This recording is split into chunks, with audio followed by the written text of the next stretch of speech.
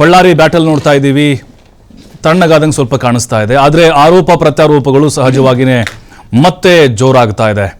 ಒಬ್ಬ ಅಮಾಯಕನ ಪ್ರಾಣ ಹೋಯಿತು, ಕಾಂಗ್ರೆಸ್ ಕಾರ್ಯಕರ್ತನದ್ದು. ಆದರೆ ಈ ಸಂದರ್ಭದಲ್ಲಿ ತಮ್ಮ ರಾಜಕೀಯ ಬೇಳೆಯನ್ನು ಬೇಯಿಸಿಕೊಳ್ಳುವವರ ಸಂಖ್ಯೆ ಕೂಡ ಹೆಚ್ಚಾಗ್ತಾ ಇದೆ. ಬಿಜೆಪಿ ಮತ್ತು ಕಾಂಗ್ರೆಸ್ ನಾಯಕರ ಸುದ್ದಿಗೋಷ್ಠಿಗಳನ್ನು ನೋಡ್ತಾನೇ ಇದ್ದೀವಿ ನಾವು, ಅವರ ಮಾತಿನ ವೈಖರಿ ಹೇಗಿದೆ ಅಂತೇಳಿ. ಆದರೆ ಇಲ್ಲಿ ಕಾನೂನಾತ್ಮಕವಾಗಿ ನಾವು ಕೆಲವೊಂದಿಷ್ಟು ಅಂಶಗಳನ್ನು ಮಾತಾಡಬೇಕು ಅಂತ ಹೇಳಿದ್ರೆ, ಈ ಖಾಸಗಿ ಗನ್ಮ್ಯಾನ್ಗಳು ಯಾಕೆ ಎಂಟ್ರಿ ಆದರು ಅನ್ನುವಂಥದ್ದು ಇಲ್ಲಿ ಸಹಜವಾದಂಥ ಪ್ರಶ್ನೆ. ಇಲ್ಲಿ ಆ ಖಾಸಗಿ ಗನ್ಮ್ಯಾನ್ಗಳಿಗೆ ಫೈರ್ ಮಾಡಲಿಕ್ಕೆ ಕಾನೂನಾತ್ಮಕವಾಗಿ ಅವಕಾಶ ಇದೆಯಾ ಇಲ್ವಾ, ಅಥವಾ ಒಂದು ಗನ್ ಲೈಸೆನ್ಸ್ ಪಡಿಬೇಕು ಅಂತ ಹೇಳಿದ್ರೆ ಇಲ್ಲಿ ಅಧಿಕೃತವಾಗಿ ಈಗ ಪೊಲೀಸ್ ಅಧಿಕಾರಿಗಳನ್ನ ನೇಮಕ ಶಾಸಕರು, ಸಚಿವರುಗಳು, ಮಂತ್ರಿಗಳೇನಿರ್ತಾರೆ ಅವರಿಗೆ ಸಹಜವಾಗಿ ಕಾನೂನಾತ್ಮಕ ಅವಕಾಶ ಇರುತ್ತೆ. ಒಬ್ಬ ಖಾಸಗಿ ವ್ಯಕ್ತಿ ಅಷ್ಟು ಗನ್ಮ್ಯಾನ್ಗಳನ್ನ ಇಟ್ಕೊಳ್ಳಿಕ್ಕೆ ನಮ್ಮ ಸಂವಿಧಾನದಲ್ಲಿ ಅವಕಾಶ ಕೊಡಲಾಗಿದೆಯಾ, ಕಾನೂನು ಏನು ಹೇಳುತ್ತೆ? ಜೊತೆಗೆ ಫೈರ್ ಮಾಡ್ಲಿಕ್ಕೆ ಹೇಳಿದಂಥವ್ರು ಯಾರು? ಜನಾರ್ದನ್ ರೆಡ್ಡಿ ಅವರನ್ನು ಹತ್ಯೆ ಮಾಡುವಂಥ ಸಂಚ್ ಏನಾದರೂ ಇಲ್ಲಿ ನಡೆದಿತ್ತಾ? ವಾಲ್ಮೀಕಿ ಹೆಸರಿನ ಮೇಲೆ ಇಲ್ಲಿ ರಾಜಕಾರಣ ನಡೀತಾ ಇದೆಯಾ? ರಿಪಬ್ಲಿಕ್ ಆಫ್ ಬಳ್ಳಾರಿ ಮಾಡ್ಕೊಂಡಿದ್ದಾರಾ ರೆಡ್ಡಿ ಬ್ರದರ್ಸ್ ಅನ್ನೋದು ಈಗ ಸಹಜವಾದಂಥ ಪ್ರಶ್ನೆ. ಯಾಕಂದರೆ ರೆಡ್ಡಿ ಬ್ರದರ್ಸ್ ಅಂದರೆ ಕೇವಲ ಸೋಮಶೇಖರ್ ರೆಡ್ಡಿ, ಜನಾರ್ದನ್ ರೆಡ್ಡಿ, ಕರುಣಾಕರ್ ರೆಡ್ಡಿ ಅಲ್ಲ, ನಾರಾ ಭರತ್ ರೆಡ್ಡಿ ಕೂಡ ಬಲವಾಗಿ ಅವರ ಹೆಸರು ಕೂಡ ಕೇಳಿ ಬರ್ತಾ ಇದೆ. FSL ರಿಪೋರ್ಟ್ ಮೇಲೆ ಎಲ್ಲರ ಗಮನ ಇದೆ, ಏನು ಬರುತ್ತೆ ಅಂತ ಹೇಳಿ. ಯಾಕೆಂದರೆ ಆ ಒಂದು ಬುಲೆಟ್ ಯಾವ ಗುಂಡಿಂದ ಫೈರ್ ಆಗಿದ್ದು ಅನ್ನೋದು ಮೊದಲು ಗೊತ್ತಾಗಬೇಕು. ಪ್ರಾಥಮಿಕ ಮೂಲಗಳ ಅಂಶಗಳ ಪ್ರಕಾರ, ಗೃಹ ಸಚಿವರು, ಪೊಲೀಸ್ ಹಿರಿಯ ಅಧಿಕಾರಿಗಳು ಹೇಳಿರೋ ಪ್ರಕಾರ ಪೊಲೀಸರ ಗನ್ಗಳಿಂದ ಅಲ್ಲಿ ಬಂದಂಥ ಗುಂಡು ಅದಲ್ಲ ಅನ್ನೋದು ಕ್ಲಿಯರು. ಅಂದರೆ ಖಾಸಗಿ ಗನ್ಮ್ಯಾನ್ಗಳಿದೆ, ಇದು ಬಹುತೇಕವಾಗಿ ಪ್ರಾಥಮಿಕವಾಗಿ ಗೊತ್ತಾಗಿರೋದು. ಇನ್ನು ಸುಮೋಟೋ ಕೇಸ್ ದಾಖಲಾಗಿದೆ, ಮತ್ತೆ 6 ಕೇಸ್ ದಾಖಲಾಗಿದೆ. 26 ಜನರನ್ನು ಕೂಡ ಪೊಲೀಸರು ಅರೆಸ್ಟ್ ಮಾಡಿ ಕೋರ್ಟ್ಗೂ ಕೂಡ ಹಾಜರುಪಡಿಸಿದ್ದಾರೆ. ಇದು ಇಲ್ಲಿವರೆಗಿನ ತನಿಖಾ ಹಂತ. ಬಟ್ ಈಗ ನಿಜಕ್ಕೂ ಆ ಕಾರ್ಯಕರ್ತನಿಗೆ, ಆತನ ಸಾವಿಗೆ ಸರ್ಕಾರ ನ್ಯಾಯವನ್ನು ಒದಗಿಸುತ್ತಾ, ಇಲ್ಲಿ ಮೇನ್ ಅಪರಾಧ ಏನು ಆರೋಪಿಗಳಿಗೆ ಶಿಕ್ಷೆ ಆಗುತ್ತಾ ಅನ್ನುವುದು ಸಹಜವಾಗಿ ಬರ್ತಾ ಇರುವಂತಹ ಚರ್ಚೆಗಳು. ಹಾಗಾಗಿ ಇದರ ಬಗ್ಗೆ ನಾವು ಚರ್ಚೆಯನ್ನು ಮಾಡ್ತೀವಿ. ಅದಕ್ಕಿಂತ ಮುಂಚೆ ಕೆಲವೊಂದು ನಾಯಕರು ಮಾತಾಡಿದ್ದಾರೆ ಈ ಘಟನೆಯ ವಿಚಾರವಾಗಿ. ಯಾರು ಏನು ಹೇಳಿದ್ದಾರೆ ಕೇಳೋಕೆ ಬರೋಣ.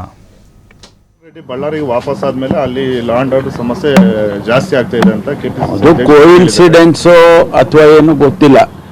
ಅವರು ಬಳ್ಳಾರಿಗೆ ಬರೋವರೆಗೂ ಯಾವುದು ಗಲಾಟೆ ಆಗಿಲ್ಲ. ಅಲ್ಲಿ ಅವ್ರು ಬಂದ ತಕ್ಷಣ ಈ ರೀತಿ ಆಗಿದೆ. ಅದಕ್ಕೊಂದು ಕಾಕತಾಳೀಯ ಅಂತ ಹೇಳ್ಬೋದು, ಏನೋ ಗೊತ್ತಿಲ್ಲ. ಅದನ್ನ ನಾವು ಪರಿಶೀಲನೆ ಮಾಡ್ತೇವೆ. ಜನಾರ್ದನ್ ರೆಡ್ಡಿ ಬಳ್ಳಾರಿಗೆ ವಾಪಸ್ ಆದ್ಮೇಲೆ ಯಾರು ಪ್ರೈವೇಟ್ ಸೆಕ್ಯೂರಿಟಿ ಆ ರೀತಿ ಯಾರು ಮಾಡ್ಕೊಂಡಿದ್ರು ಅವ್ರದ್ದೆಲ್ಲರದ್ದು ಗನ್ಗಳು ಅದೆಲ್ಲ ಸೀಸ್ ಮಾಡಿದ್ದಾರೆ. ಈಗ ಬೆಲಿಸ್ಟಿಕ್ ಎಕ್ಸ್ಪರ್ಟ್ಸಿಗೆ ಕೊಟ್ಟು ಯಾವ ಗನ್ನಿಂದ ಅದು ಫೈರ್ ಆಗಿದೆ ಅನ್ನೋದು ಗೊತ್ತಾಗುತ್ತೆ. FSLಗೆ ಬುಲೆಟು ಅದೆಲ್ಲ ಕೊಟ್ಟು ಎಕ್ಸಾಮಿನೇಷನ್ ಮಾಡಿಸಿ ಅದರದ್ದೆಲ್ಲ ಡೀಟೇಲ್ಸನ್ನು ಕೊಡಬೇಕು ಅಂತ ಹೇಳಿದ್ದೇನೆ. ಅದನ್ನು ಆ ಪ್ರೊಸೆಸ್ಸು ಮಾಡ್ತಾ ಇದ್ದಾರೆ. ಅಲ್ಲಿ ಇದ್ದವ್ರ ಬಗ್ಗೆ ಸತ್ಯಶೋಧನಾ ಸಮಿತಿಯನ್ನು ರಚಿಸಿ DK ಶಿವಕುಮಾರ್ ಅವರು ಪಕ್ಷದ ಅಧ್ಯಕ್ಷರು, ನಾನು ಮತ್ತು ಜಯಪ್ರಕಾಶ್ ಹೆಗ್ಡೆ ಅವರು, ಮಾನ್ಯ ಕುಮಾರ್ ನಾಯ್ಕರವರು ಹಾಗೂ ರಘುಮೂರ್ತಿ ಅವರು ಹಾಗೂ ಜಕ್ಕಣ್ಣ MLC ಅವರು, ಜಕ್ಕಪ್ಪನವರು ಮತ್ತು ಪಾದರ್ಲಿ ಅವರು ತನ್ನ ಶಾಸಕರನ್ನ ಬಚಾವ್ ಮಾಡ್ಲಿಕ್ಕೆ ಅಲ್ಲಿ ಪೊಲೀಸ್ ವ್ಯವಸ್ಥೆಯನ್ನ ದುರುಪಯೋಗ ಮಾಡ್ಕೊಳ್ತಾ ಇದೆ. ಕಾರಣನಿಷ್ಠ ಗುಂಡು ಹಾಕಿದವರು ಏನಿದ್ದಾರೆ, ಫೈರ್ ಮಾಡಿದವರು, ಅವರು ಕಾಂಗ್ರೆಸ್ಸಿನ ಕಾರ್ಯಕರ್ತರ ಮಧ್ಯದಲ್ಲಿದ್ದಂತ ತಥಾಕಥಿತ ನಕಲಿ ಸಿಬಿಐಗೆ ನಾವೇನು ಮಾಡೋದಿಲ್ಲ, ಅದು ಬೇಡ, ಇಲ್ಲ ಯಾವ್ದು ಕೊಡ್ಬೇಕು ಕೊಡಿ ಅನ್ನೋದು ಬಿಟ್ಟು ನಿಮ್ ಕೈ ಕೆಳಗಡೆ ರಬ್ಬರ್ ಸ್ಟಾಪ್ ಯಾರು ಇಟ್ಕೊಂಡಿದ್ದೀರಿ? ಅವ್ರು ಮಾಡೋದ್ರಿಂದ ಏನಾಗೋದಿಲ್ಲ.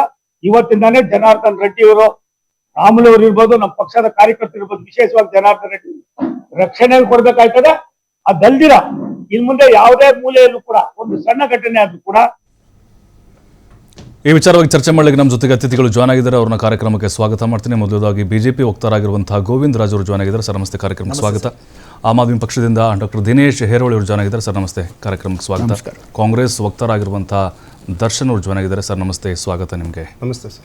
ಗೋವಿಂದ ರಾಜ್ ಸರ್, ಈಗ ತನಿಖೆಯ ಹಂತವನ್ನು ನೋಡ್ತಾ ಇದ್ದೀರಿ. ಎಲ್ಲೊಂದು ಕಡೆ ಸುಮೋಟೋ ಕೇಸಲ್ಲಿ ನಾರಾ ಭರತ್ ರೆಡ್ಡಿ ಅವ್ರದ್ದು ಹೆಸರೇ ಇಲ್ಲ, ಸತೀಶ್ ರೆಡ್ಡಿ ಇದೆ, ಮತ್ತು ಜನಾರ್ದನ್ ರೆಡ್ಡಿ ಮತ್ತು ಶ್ರೀರಾಮುಲು ಮತ್ತು ಅವರ ಸಹೋದರದಿದೆ. ಹಾಗಾಗಿನೇ ಈ ಕೇಸ್ ಹಳ್ಳ ಹಿಡಿಯುತ್ತಾ ಅಥವಾ ಖಂಡಿತವಾಗ್ಲೂ ಈ ಪ್ರಕರಣ ಸರ್ಕಾರ ಭೇದಿಸುತ್ತಂತ ಅನಿಸುತ್ತಾ? ಸರ್ ನೋಡಿ, ಏನು ಒಂದು ಬ್ಯಾನರ್ ವಿಚಾರವಾಗಿ ಆದಂಥ ಘಟನೆ ಇವತ್ತು. ಏಕೆಂದರೆ ಒಂದು ಫ್ಲೆಕ್ಸ್ ಅನ್ನ ಕಟ್ಟಬೇಡಿ ಅಂತ ಒಂದು ಮನವಿ ಮಾಡ್ಕೊಂಡ್ರೆ ಅಲ್ಲೆಲ್ಲ ಒಂದ್ ಕಡೆ ನಾವು ಹಾಕೇ ಹಾಕ್ತೀವಿ ಅಂತ ಹೇಳ್ಬಿಟ್ಟು ಎಲ್ಲೋ ಒಂದ್ ಕಡೆ ಜಬರ್ದಸ್ತ್ ಮಾಡ್ಕೊಂಡು ಅವ್ನ ಮನೆ ಮುಂದೆಲ್ಲ ಚೇರ್ ಹಾಕೊಂಡು ನಾವು ಕಟ್ಟೇ ಕಟ್ತೀವಿ ಅಂತ ಒಂದು ಅದು ಕಾರಣ ಎಷ್ಟು ಜಸ್ಟ್ ಒಂದು ಫ್ಲೆಕ್ಸ್ ಅನ್ನೋದು ಒಂದು ಕಾರಣ ಇಲ್ಲಿ ನಡೆದಿರೋಂಥ ಘಟನೆಗೆ.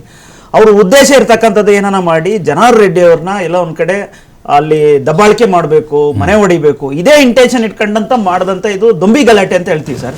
ಅಲ್ಲ, ಜನಾರ್ದನ್ ರೆಡ್ಡಿ ಸವಾಲ್ ಹಾಕಿದ್ರಂತೆ, ತಾಕತ್ತಿದ್ರೆ ಕಟ್ಟಿ ಅಂತ ಹೇಳಿ ಅದಕ್ಕೆ ಹಾಕಿದ್ರು. ಈಗ ಒಬ್ಬ ಶಾಸಕನಾದ್ರಿಗೆ ಅದಕ್ಕೆ ಅರಿವಿರ್ಬೇಕಲ್ವ ಸರ್. ಈಗ ಯಾವ ರೀತಿ ಕಟ್ಟಬೇಕು ಅನ್ನೋದನ್ನ ಅವರು ಕೂಡ ಇದ್ ಮಾಡ್ಕೊಬೇಕು. ಯಾರೋ ಎದುರುಗಡೆ ಕೇಳ್ಕೊಂಡಾಗ ಅವ್ರ ಮನೆ ಅಡ್ದಾಗ ಕಟ್ಟಿದಾಗ ಇಲ್ಲಿ ಕಟ್ಟಬೇಡಪ್ಪ ಪಕ್ಕ ಕಟ್ಕೊಳ್ಳಿ ಅನ್ನೋ ಈ ಸಹಜವಾಗಿರ್ತಕ್ಕಂಥ ಒಂದು ಮನವಿ ಅದು. ಆ ಮನವಿನೇ ಪುರಸ್ಕರಿಸದಲ್ಲೇ ಒಬ್ಬ ಶಾಸಕನಾಗಿ ನಾನು ತಗೊಂಡಂತ ತೀರ್ಮಾನ ನಾನು ಕಟ್ಟೇ ತೀರ್ತೀನಿ ಅಂದ್ರೆ ಉದ್ದೇಶ ಏನಾಗಾದ್ರೆ ಅವ್ರನ್ನ ಈಗ ಬಳ್ಳಾರಿ ನಗರವನ್ನ ಇವ್ರು ಕಾಪಾಡಾಕಿದಾರ, ಹಾಳು ಮಾಡಾಕಿದಾರ? ಇದಕ್ಕೂ ಪ್ರಶ್ನೆಗೆ ಉತ್ತರ ಕೊಡ್ಬೇಕಲ್ವಾ.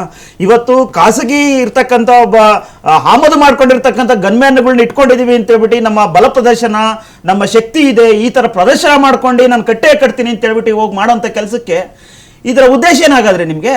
ನೀವು ಎಲ್ಲ ಒಂದ್ ಕಡೆ ಜನಾರ್ದನ್ ರೆಡ್ಡಿಯನ್ನೇ ಅಟ್ಯಾಕ್ ಮಾಡಬೇಕು, ಟಾರ್ಗೆಟ್ ಮಾಡಿ ಉದ್ದೇಶ ಇಟ್ಕೊಂಡು ಹೋಗಿರತಕ್ಕಂಥ ವಿಚಾರನೆ ತಾನೇ ಇದು.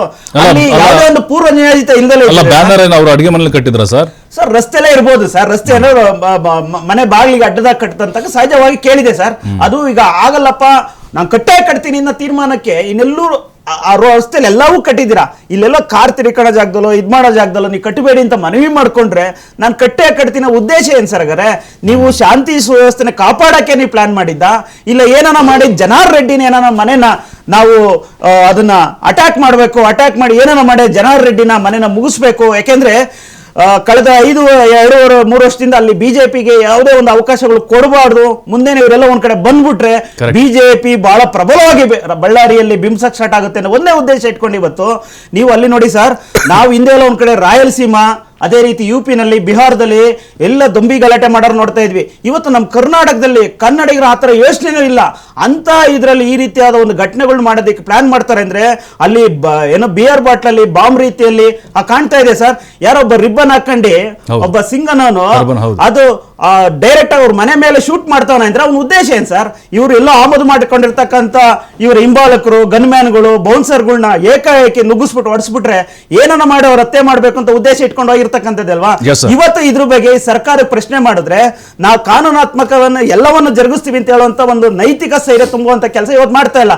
ಇವತ್ತು ಅನ್ಯಾಯ ಆಗಿರ್ತಕ್ಕಂಥದ್ದು ಅವ್ರ ಮನೆ ಮುಂದೆ ಗಲಾಟೆ ಮಾಡಿಸಿ ಇವತ್ತು ಅವ್ರ ಮೇಲೆ ಕೇಸ್ ಹಾಕಂತ ಕೆಲಸ ಮಾಡ್ತಾ ಇದೆ. ಇವತ್ತು ಈ ಸರ್ಕಾರಕ್ಕೆ ಒಂದು ಮರ್ಯಾದೆ ಇದ್ದಿದ್ರೆ ಇವತ್ತು ಯಾರು ಇದಿರ್ತಕ್ಕಂಥ ನಾಗರಾಜ್ ಒಬ್ಬ ದೊಡ್ಡ ಕಾಂಟ್ರಾಕ್ಟರ್ ಅಂತ ಹೇಳ್ತಾನೆ ಸರ್, ಒಬ್ಬ ದೊಡ್ಡ ಕಾಂಟ್ರಾಕ್ಟರ್ಗೆ ಅಷ್ಟು ಜನ ಗನ್ಮ್ಯಾನ್ ಇಟ್ಕೊಳೋದಕ್ಕೆ ಯಾರು ಪರ್ಮಿಷನ್ ಕೊಟ್ಟಿರಾಗಾದ್ರೆ? ಅವ್ರ ಉದ್ದೇಶ ಏನಾಗಾದ್ರೆ ನೀನು 1000 ಕೋಟಿ ನೀವು ಟರ್ನ್ ಓವರ್ ಮಾಡೋದಾದ್ರೆ ನಿಮ್ಮ ವ್ಯಾಪಾರ ಮಾಡ್ರಿ, ಬಿಟ್ಬಿಡಿ ನೀವು ಶೋ ಅಪ್ ಮಾಡೋದಕ್ಕೆ ಬಳ್ಳಾರಿನಲ್ಲಿ ನಿಮ್ಮ ಎಲ್ಲೋ ಒಂದ್ ಕಡೆ ವ್ಯಕ್ತಿಗತವಾಗಿ ಒಂದು ಏನೋ ರಿಪಬ್ಲಿಕ್ ಬಳ್ಳಾರಿ ಮಾಡ್ಕೊಳೋದಕ್ಕೋಸ್ಕರ ಈ ರೀತಿಯ ಘಟನೆಗಳನ್ನ ಅಂತಂದ್ರೆ ಬೇರೆ ಜನಕ್ಕೆ ಯಾವ ರೀತಿಯಾದ ಒಂದು ನಿಮ್ಗೆ ಒಂದು ಇದನ್ನ ಕೊಡ್ತಾ ಇದ್ದೀರಾ ನೀವು? ಇದಕ್ಕೆ ಉತ್ತರ ಕೊಡಬೇಕು ಸರ್ಕಾರ.